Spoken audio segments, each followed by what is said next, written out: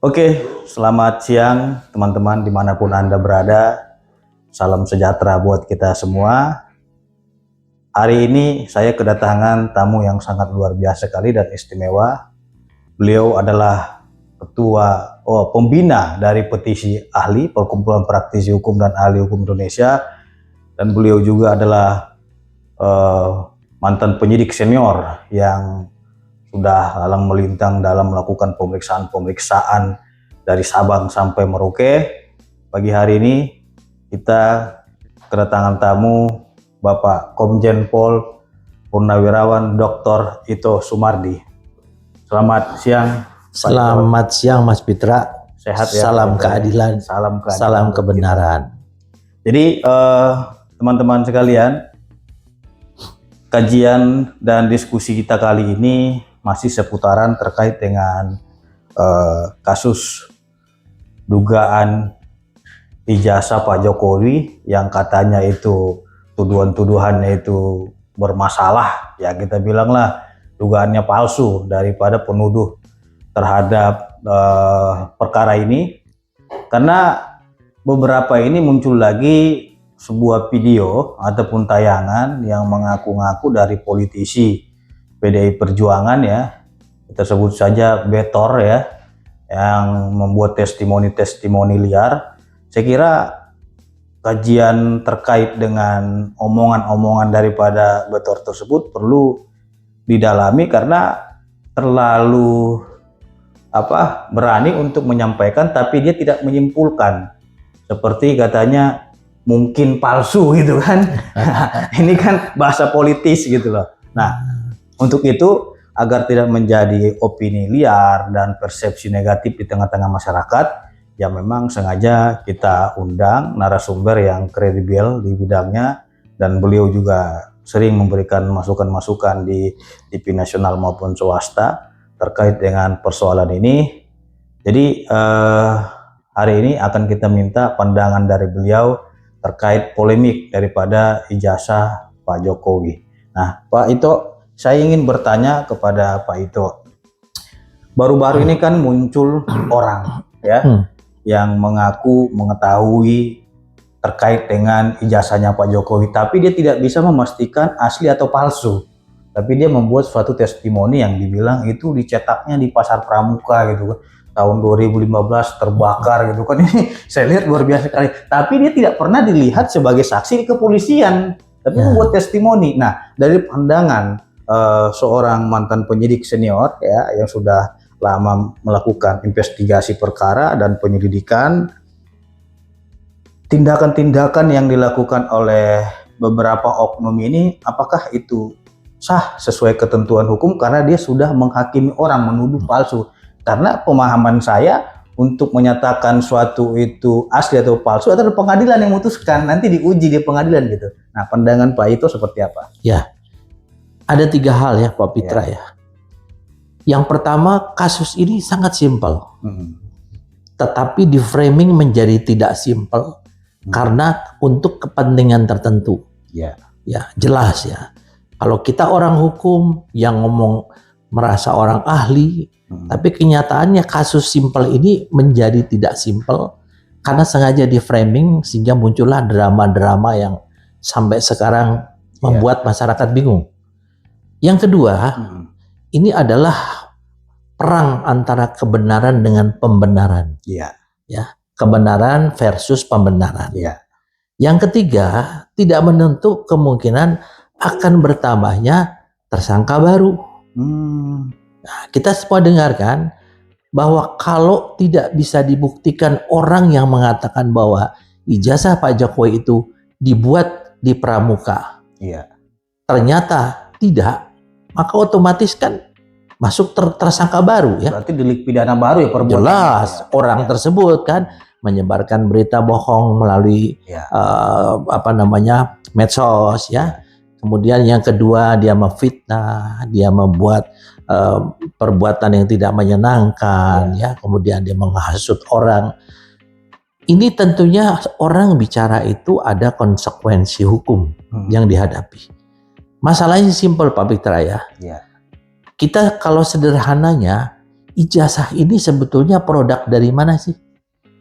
Kan dari Universitas UGM. UGM-nya. Tidak mungkin pemegang ijazah ini membuat ijazah sendiri kalau universitas yang terkait dengan ijazah itu mengatakan bahwa itu ijazahnya saya yang dikeluarkan oleh universitas saya atau bukan kan?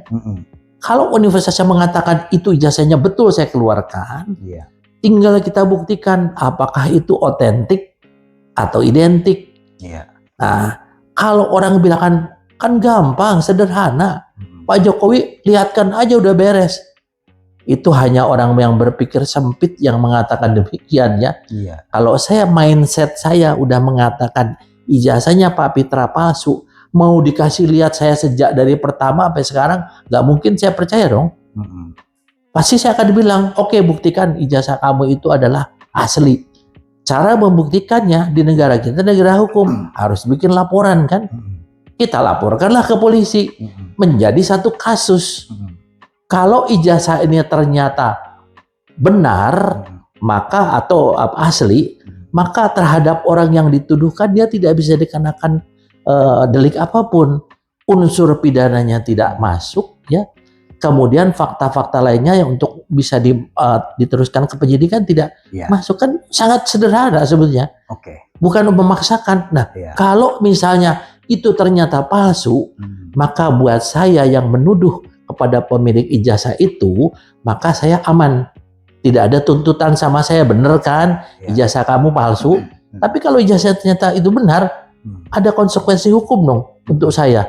Karena ini sudah masuk ke dalam proses penyelidikan dalam satu kasus hukum kan. Pak Ito. Lantas apa yang mendasari para pihak ini tidak percaya kepada pihak kepolisian, UGM maupun KPU yang sampai saat ini mereka masih ngotot bahwasanya ijazah tersebut palsu, padahal belum ada proses pemeriksaan yang transparan di muka pengadilan. Nah, artinya apa? Banyak bermunculan orang yang ingin mengambil panggung, saya lihat di dalam kasus ini, ya, agar memang tujuannya dari pandangan hukum saya untuk mengkriminalkan.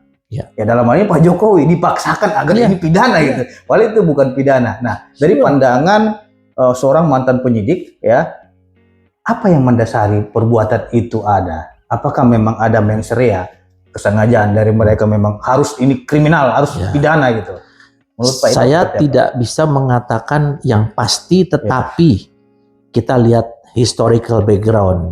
Ya, mungkin Pak Roy Suryo tuh sahabat saya kenal baik beliau. Dan beliau pernah kena masalah stupa dulu ya. Borobudur yang wajahnya dibikin seperti wajah Pak Jokowi. Sehingga beliau terkena masalah hukum. Kemudian mungkin saudara Rismon Sianipar ini juga, saya tidak tahulah, beliau selalu menilai bahwa polisi ini tidak profesional. Beliau kan juga masuk dulu yang dianggap quote and quote sebagai mengaku ahli forensik untuk kasus Jessica. Kalau Dokter Diva saya juga nggak tahu ya. Yang saya sangat tidak masuk akal. Mereka ini adalah alumni daripada UGM. Oh ya? Iya, mereka kan tiga-tiganya alumni UGM. Berarti lahir dari sana juga. Lahir dari sana. Dan kalau saya misalnya ada di dalam satu rumah, ada sesuatu yang ganjil, tentunya saya akan menuntut rumah saya ini dong. Tolong sekarang kamu jelaskan ini benar atau enggak. Kalau rumah itu mengatakan sudah benar, masa saya bilang enggak gitu kan? Apalagi kita sebagai orang hukum ya, kemudian kita juga mantan penyidik ya, saya cukup senior lah ya. Kita melihat ada sesuatu yang katanya penelitian. Kenapa saya penelitian dikriminalisasi? Ya karena kamu melakukan penelitian, diumbar kepada orang, ditujukan kepada seseorang, sehingga seorang ini sakit hati, malu, dipermalukan. Ya, seolah-olah membuat pengadilan jalanan. Kan kalau kita lihat sekarang yang dilakukan penelitian itu, saya adalah ahli telematika. Sangat simpel pertanyaan saya kepada sahabat saya Pak Roy. Apakah Pak Roy punya latar belakang pendidikan tentang telematika? Tidak, yang saya tahu beliau adalah latar belakangnya magister kesehatan dan ahli komunikasi, bukan telematika. Kemudian punya sertifikat enggak? Kan enggak punya. Kemudian Dokter Tifa, ahli dan lain sebagainya. Ada tidak sertifikat? Kalau saya dikatakan sebagai ahli, Pak Pitra tahu, saya juga advokat, cuman saya tidak pernah Ya. menggunakan advokat saya dari Peradin karena memang saya merasa sih tidak pernah berpraktek. Oke, Pak Jenderal, ini sangat menarik sekali karena di antara mereka itu ada memang pihak-pihak yang memang tidak berkompeten di bidangnya, kita katakanlah dokter Tipa. Dia kan Iya. seorang dokter, tapi meneliti ijazah. Dan satu lagi, penelitian mereka ini tidak konsisten. Dari ijazah diteliti lagi skripsi, dari skripsi diteliti lagi KKL-nya di mana, KKN-nya di mana. Terus terakhir ini mereka meneliti katanya wajah Pak Jokowi ada putih-putihnya gitu. Jadi ketidakkonsistenan ini dari sudut pandang penyidik itu sebenarnya dalam melakukan proses hukum itu apakah boleh tidak konsisten juga gitu. Gini, Karena dicari-cari gitu. Mana salahnya gitu. Kita melihat saja kepada negara kita negara hukum nih Ya. Pak Pitra ya. Orang meneliti ijazah itu tentunya yang harus diteliti adalah benda atau objek yang otentik dan yang otentik ya. Ya. Kalau dikatakan namanya primary evidence, saya sebagai seorang penyidik yang sekolah di luar negeri loh, saya jelek-jelek ya.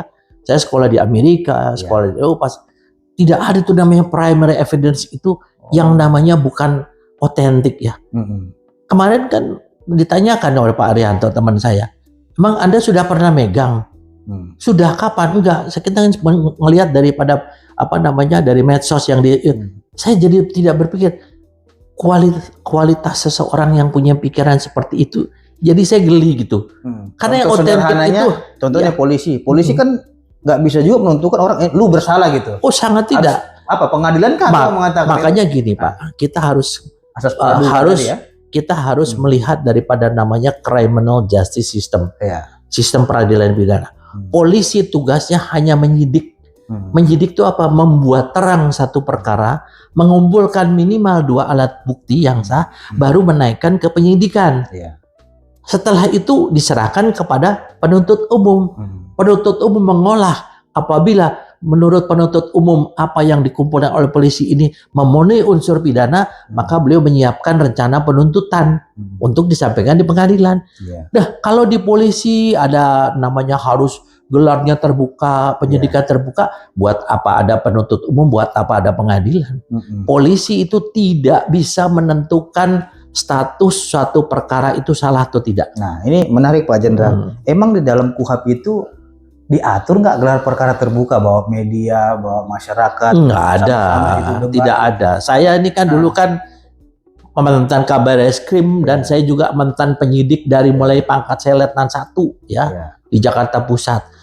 Gelar perkara itu adalah untuk meyakinkan jangan sampai ada hal-hal yang tidak terbawa. Ya. Yang kedua, apabila ada sesuatu yang dimanipulasi dalam gelar perkara ini, maka kita bisa lihat sehingga betul-betul yang diajukan kepada penuntut umum itu betul-betul sesuai dengan unsur pidana daripada kasus yang disangkakan. Dan penuntut umum kan sering memberikan P18, P19 untuk melengkapi. Di gelar perkara itulah kita bahas. Dalam gelar perkara itu, Pak Pitra, itu melibatkan fungsi-fungsi lain selain fungsi reserse. Ada fungsi intelijen, ada fungsi dari Bankum, ya ada fungsi, dan juga melibatkan ahli. Jadi ahli itu ada dari luar yang memang oleh kita sudah terbiasa di sana. Dari gelar perkara ini juga belum menentukan apakah kasus ini bisa terus atau enggak. Tergantung jaksa. Nah, di dalam gelar perkara ini kalau sudah dilihat oleh masyarakat, emangnya kita bikin pengadilan jalanan. Dalam KUHP kan ada. Setelah nanti di pengadilan itulah baru dibuka. Silahkan kalau yang dikatakan namanya skripsinya ada dicurigai, KKN dicurigai, ajukan di pengadilan, jangan di tempat penyidikan di kepolisian. Berarti kalau seumpamanya penyidik itu mengundang media untuk itu berarti menyalahi prosedur. Nah, itu bikin pengadilan jalanan namanya. Nggak bisa lah. Nah sekarang contoh kemarin ada komplain. Kenapa seperti narkotik dan itu ingat bahwa barang bukti yang bisa ditampilkan di luar itu hanya terbatas. Polisi harus menyampaikan secara terbuka apa? Identitas orang itu dengan inisial, umur, tempat kejadian perkara. Tapi kita tidak menjelaskan tentang yang kita lakukan seperti ini detail, nggak boleh kita. Kenapa? Karena di dalam proses penyidikan ini yang harus dikedepankan adalah presumption of innocence, azas praduga tak bersalah. Yang kedua adalah kita harus menjaga hak asasi manusia orang. Jadi di dalam proses penyidikan, status seseorang itu adalah tersangka. Tersangka itu bisa dia memang betul-betul melakukan, bisa juga dia tidak. Nah, sehingga orang kadang-kadang berpikirnya yang punya pemikiran yang nggak jelas ini, dia jadi menganggap kalau di polisi itu boleh gelarnya terbuka, nggak ada di dalam KUHP, nggak ada. Oke, ini menarik sekali. Jadi ada beberapa pihak, kita katakanlah dari pihak pengadu ini, dengan dilaporkan Pak Jokowi itu, mereka merasa katanya dijolimi dan dikriminalisasi gitu. Terus bermunculan testimoni-testimoni yang seolah-olah ini seperti terstruktur gitu. Nah, pandangan daripada Pak Jenderal seperti apa? Berikutnya akan kita bahas di segmen kedua.